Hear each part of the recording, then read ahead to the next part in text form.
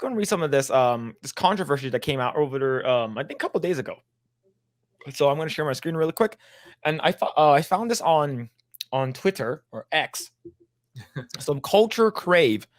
It says a PR firm has been manipulating the Rotten Tomatoes movie scores for over 5 years by paying critics directly. Like, it doesn't surprise me, but like, there it is. Grae, how do you feel about this? I am extremely shocked that there's bribery going on to raise the scores. I never knew that happens in the industry. Yeah. What about you, Ryan? First of all, sarcastic Grae is probably my favorite character. That's hilarious. Let me see. No, I'm not surprised. I kind of figured as much a little bit. I think I would see some scores at different times where I'm like, there's no way, the audience did not feel this way, and that kind of stuff, whatever. So no, I'm not surprised. I am surprised that this is like, an official kind of I guess review about this. It's just now coming out. I feel like a lot of people are probably like, yeah, like, this is known, and it should have been like officially made known like some time ago. But yeah, not surprised. Yeah, like for me, we knew this was a thing ever since they changed. Was it Captain Marvel? Like, it was like Captain Marvel came out and they were getting a bunch of like reviews that are incoming from the fans, if I'm not mistaken, and then they completely removed it. Like, so you can't, because people put in like reviews saying like how, I'm super excited for this or something like that, or they even got like an extremely early screening. You can actually, like, anyone could have gone on and gave a review. I think that should be a thing, right? Whether or not you think the movie sucks or the movie is great, it doesn't matter. I think the person has their right to give their voice of what they thought about the movie or what they think the movie is going to be. And just because Captain Marvel, they need this movie to be really, really good, I'm pretty sure Disney or Rotten Tomatoes were basically paying folks, to like, hey, we need this movie to be really good because it's between, we need this movie to make it break $1 billion, right? This will show those toxic man babies online that a female-led superhero movie can make over $1 billion, right? So let's see. There's a thread in this, so let's continue reading this. The system is broken. Audiences are dumber. Normal people don't go through reviews like they used to. Rotten Tomatoes is something the studios can game, so they do. The PR firm is a Bunker 15, and they pay $50 or more for a review. That's it? $50? That's so little. Yeah, that's all it takes. That's all it takes to write a fabricated opinion. Man, you're literally bribing people. Is this just someone claiming these, or was it proven? They said that the PR, going back, the PR firm has been manipulating. So I'm assuming it's in a way confirmed. I don't know, but it does make sense though. Yeah. We everyone knows that there's this type of backdoor deals going on, but it's like the curious part is why now, and is there any evidence that suggests that they managed to find hard evidence that it's actually happening? Right. Yeah, I don't know. Let's continue reading it. Let's see. They often recruit obscure critics who are part of the pool tracked by Rotten Tomatoes. Let's go and open this. These payments are not typically disclosed, and Rotten Tomatoes says it prohibits, quote, reviewing based on financial incentive. One film, Ophelia, starring Daisy Ridley, went from 46 to 62. Oh, wow. That's so scummy, man. It's such a it's like, hey, this movie sucks, so we need this not to be rotten. Like, just as long as it gets above the 60% mark, it should be good. I didn't even know Daisy Ridley was in anything else other than Star Wars. I don't know, but all right, let's continue.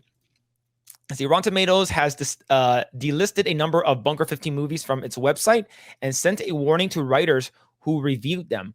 We take the integrity of our scores seriously and do not tolerate any attempts to manipulate them. We have a dedicated team who monitors our platforms regularly and thoroughly investigates and resolves any suspicious activity. We will continue to update the story. Man, it's like Okay, are there people who quote unquote review bomb purposely? Yeah, I would say so, Yeah, right? yeah. There is. But Sure. but you just because they review bomb doesn't mean that their sentiments aren't it should Wrong. shouldn't be heard, in my Mhm. opinion. Yeah, yeah. Right? Let's say go ahead, Grae. That's what Asmongold said. Like, yeah, review bombing sucks. He doesn't like it either. Yeah, neither do I think everyone does here. But at the same time, it's their right to do so, and it's a kind of expression. It's a form of expression that shows dissatisfaction. Yeah. Agreed. Yeah. What about you, Ryan? How do you feel about Yeah. that? I mean, I think the whole thing, just the idea of firms or whatever paying for these scores and manipulating in that way, it's obviously like very scummy and it's toxic. But again, I'm just not surprised because when it comes to this woke stuff, right? Forcing these things and trying to put stuff out there. I think that most people do not like that kind of stuff, right? Because it does feel forced and it's pandering and like it's just all these things. You're corrupting the source material, all that kind of stuff. But the loud minority, if you will, people are trying to pander to them. So people are going to, people are going to cave to that. And then obviously most people are not going to like it, so the scores are going to be bad. But they want to, people who put out this stuff, they want to make it seem like people did like it. They want to feel like, it was justified. So they're going to try and go under the table and basically lie and manipulate so that it seems like people do like this stuff. And then that will justify them, doing it more because they feel like they have to keep bowing down to this minority, the loud minority. So they want to make it seem like it's actually working and all that kind of stuff. So it's just, it's super corrupt. And it's really ugly behavior, and that's just what it is. Again, I'm just not surprised. So I don't know.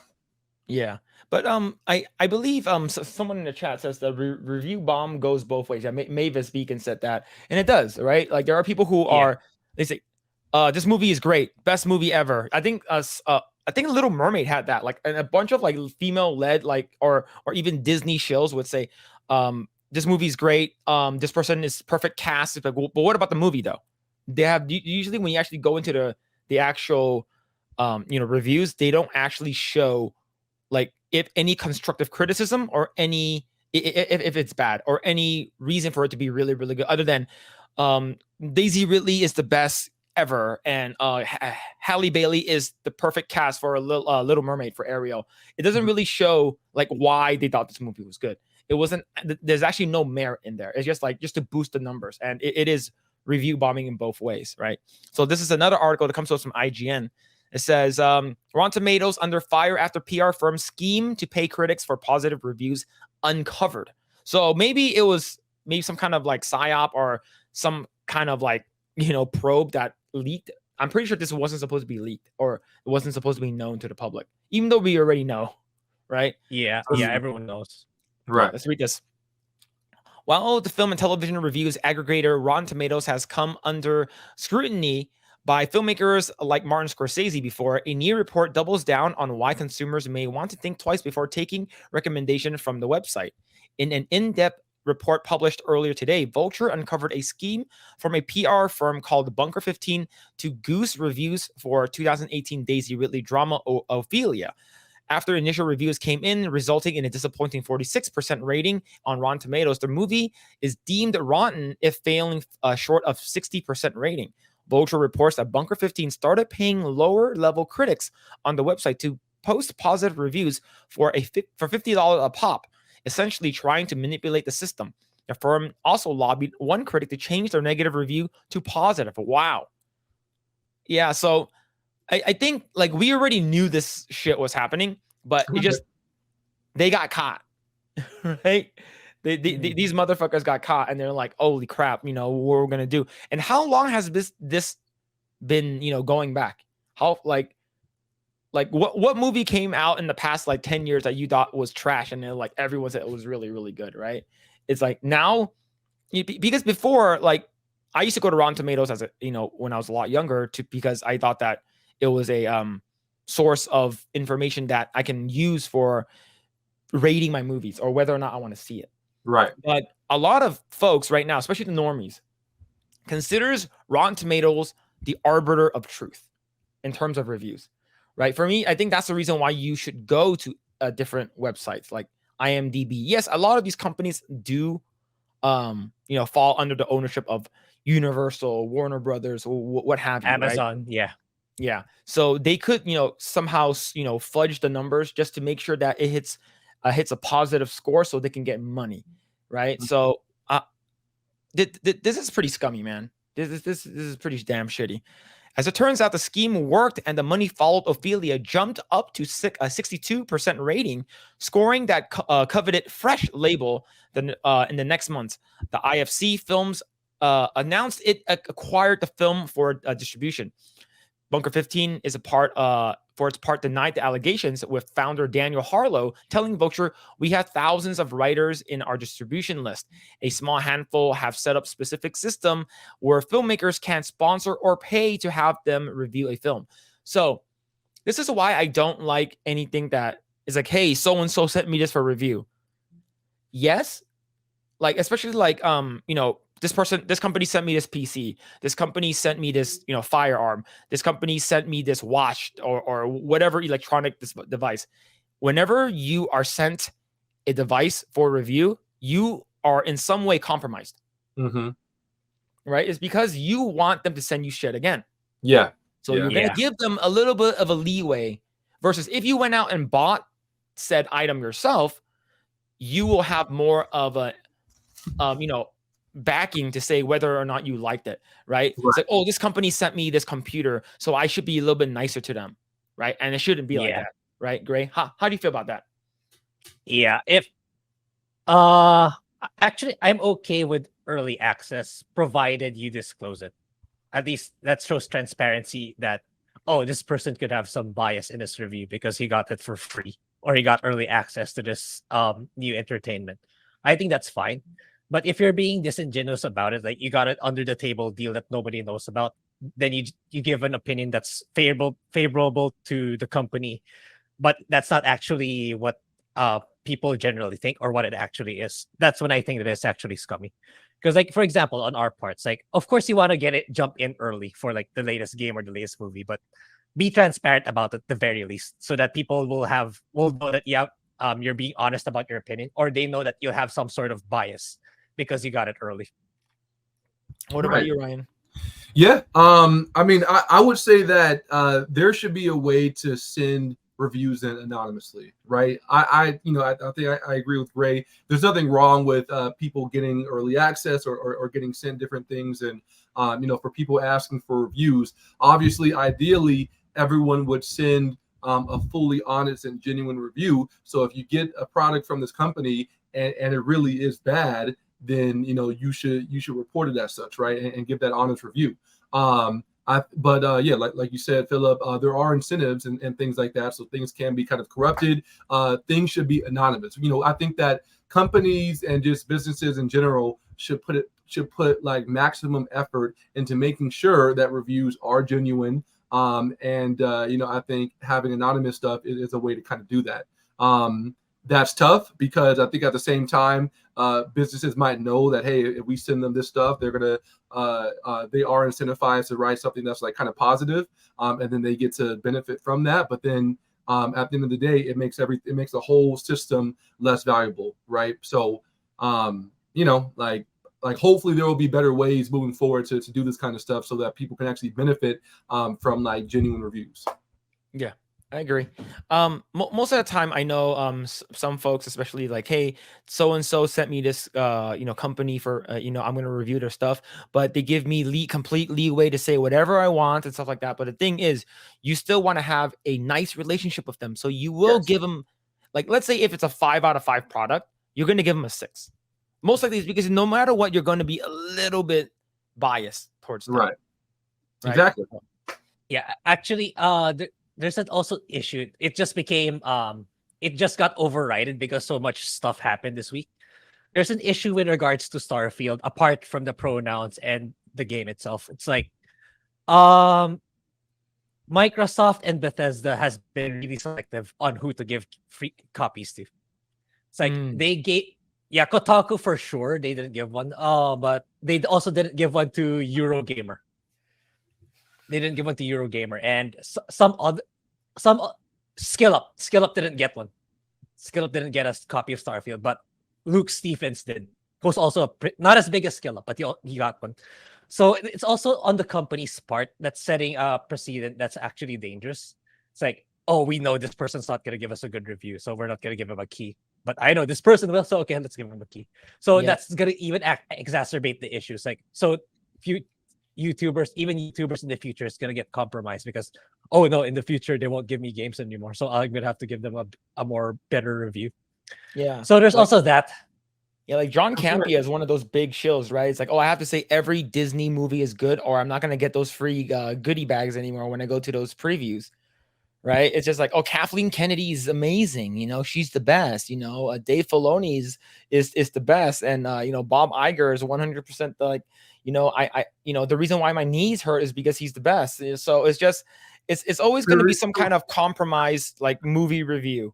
So, but yeah, let's continue reading this. Understandably, many reacted to the report with a mixture of disbelief and sadness over how this could happen. So one person said, PR has been manipulating Rotten Tomatoes. Yeah, truly depressing stuff here by Lane Brown. Why am I wasting time trying to, often failing to say something cogent to or interesting to about movies when I see them, or just by saying yes or no, hitting a publish. Yep, it's because a lot of people just don't like what happened to actual movie reviewers now, right? Like, are they actually important now? Like, it's like, oh, I'm gonna get paid, you know, $15, $50 or some shit like that to write a good movie review, even though the movie sucked. It's like, where's your fucking integrity? Yeah. Right. All right, let's continue. The economy of Rotten Tomatoes, as the Vulture report notes, Rotten Tomatoes has become incredibly influential both within the business of Hollywood and from the consumer's perspective. When it comes to the former, the example of Ophelia is a fitting one. When the films debut at festivals like Sundance, as Ophelia did, companies monitor their reception to evaluate whether or not they should acquire movies for distribution, whether they're prioritizing commercial appeal or potential awards glory. How critics and other viewers respond of those initial screenings isn't without importance.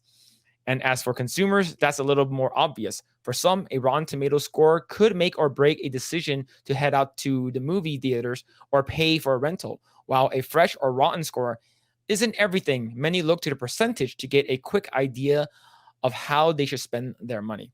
Right. I'm just gonna stop there. But yeah, it's 100% correct. It's a lot of people is like, okay, this movie has like a 96% Rotten Tomatoes score, so it has to be really, really good. But why is the critic score like 50%? Why is this critic score 36%? Oh, it's because it's a movie that they don't agree politically. Mm-hmm. Right? That kind of stuff also garners whether the movie is good or not. If both are good, you really have to just make sure about what do you think about the critics versus the audience review. But if you get paid for them, that's pretty scummy. But yeah, I don't know, Grae. What happens if like Starfield's like, oh, we're coming out with an expansion, we're gonna send it to you directly, and we would like for you to review it? Would you like be more incentivized? Like, oh man, they sent me a good stuff. I want to get more new Bethesda video games from them in the future, so I want to make sure I'm not too harsh on them. Right? You're always gonna get swayed a little bit, even though you're like, no, I'm gonna try not to have it compromise my decision. Right? Yeah. What would you do? Probably. I would probably take it, but immediately I would say that I got a free copy from Bethesda. So take what I say, what you will. But as you said, I'll try to be as objective as possible, but I won't deny there's going to be some bias towards maybe a little bit more favorable than it actually is. But I don't know. I have yet to get an early copy of anything. Yeah. We'll see. We'll find out. What about you, Ryan? Like let's say if what's it called again? Elon Musk reaches out to you. Hey, Ryan, we're gonna send you an early copy of the Model 1. It's gonna be a 2-door, compact. It's gonna go 0 to 60, but we want you to write a review on it. Like, like you're gonna be like, oh man, would you feel like, man, I should give him a good review because he sent me a car for a review, right? Listen, bro. It wouldn't be no trouble because I already know it's gonna be perfect. It's gonna be 10 out of 10. I can tell you that right now. So I'm gonna be beginning with my. No, I'm just kidding. Listen, man. I do love me some Elon Musk. I think the problem is there. I think, as Grae said, there's gonna be inherently a little bit of bias there, right?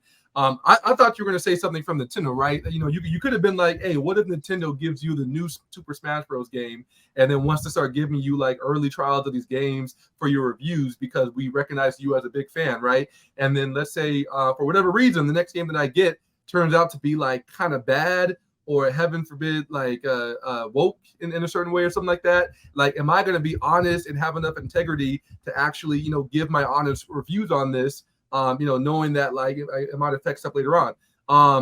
I would like to say yes. I would like to say that I would like keep my integrity and be perfectly honest and transparent and objective.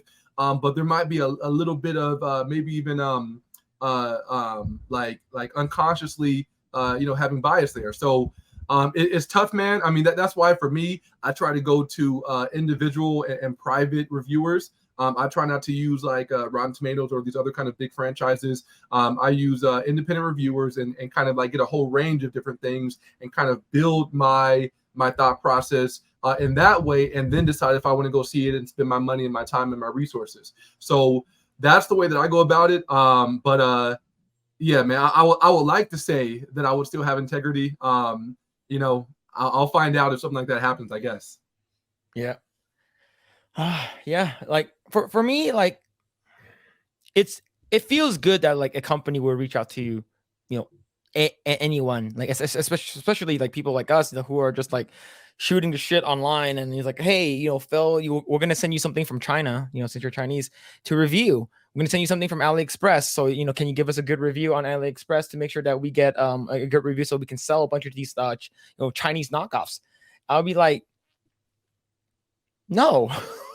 If your shit sucks, I'm gonna call you out on it. Like, yeah, even if it ruins the reputation of or the relationship between me and whatever company, right? Let's say if I'm looking for, like, let's say if I got sponsored by Razer, like, peripherals and stuff like that, or like to give you a laptop or some shit, we're gonna give it to you for review. And after that, it's usually that when they send it out to people for review, you usually keep it. Most of the time, you keep it. Yeah. So if that's a case of, oh shit, man, I got a free computer and I do need it because I have a shitty ass computer because my shitty one is filled with porn and I can't use it anymore, right? You're gonna be like, I'm just gonna suck it up, and I'm just gonna in a way lose my integrities because I need this. But if you are most of the time, people would just, a regular normie will just take it. He's like, okay, $50, $100 for me to make a good review, sure. Thanks for checking out this segment of the Project Eggroll podcast. If you like what we do here, please like, share, subscribe, hit the notification bell, and you will know next time when we go live. We do go live every Saturday at 8 p.m. Once again, we are just getting started. Tons of more video to come. Thanks, and we'll see you guys next time.